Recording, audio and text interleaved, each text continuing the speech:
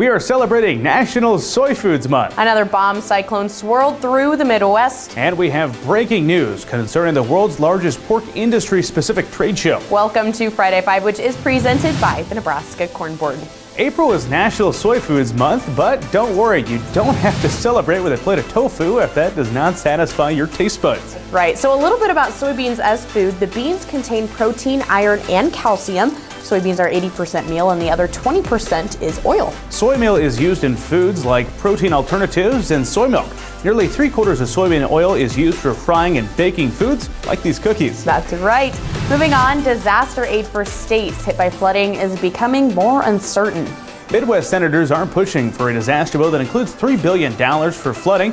But House Ag Committee Chairman Colin Peterson says the Midwest doesn't need billions in disaster aid like southern states do. Peterson added that the majority of crops or livestock damaged by flooding in Nebraska were covered under crop insurance or are eligible for Farm Bill disaster payments. He says that is not the case for many southern crops hit by last year's hurricane. Well, moving on, 2 advisors were selected for the 2019 Nebraska FFA Advisor Award. The Nebraska Farm Bureau Foundation selected Jenny Kutzian from David City High School and David Rocker from Franklin Public Schools during the State FFA Convention last week. Both of the advisors were nominated by their own students, and they received a plaque as well as a $1,000 donation to their FFA chapters. Moving on, another bomb cyclone system slowly churned through the U.S. interior Thursday for the second time in a month.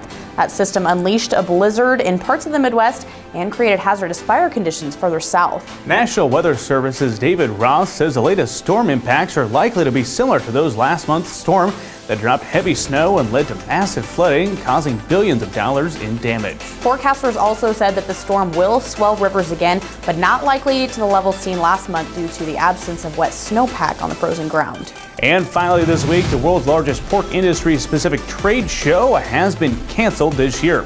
The National Pork Producers Council canceled the 2019 World Pork Expo as African Swine Fever continues to spread in China and other parts of Asia. The expo hosts around 20,000 visitors over 3 days, including individuals from exhibitors from ASF-positive regions. African swine fever affects only pigs and presents no human health or food safety risk, but unfortunately, for producers, there is currently no vaccine to treat the disease. And that wraps up this latest episode of Friday 5. And thank you to the Nebraska Corn Board for presenting this program each and every week. Have a great weekend. Let's go eat some cookies. Let's do it.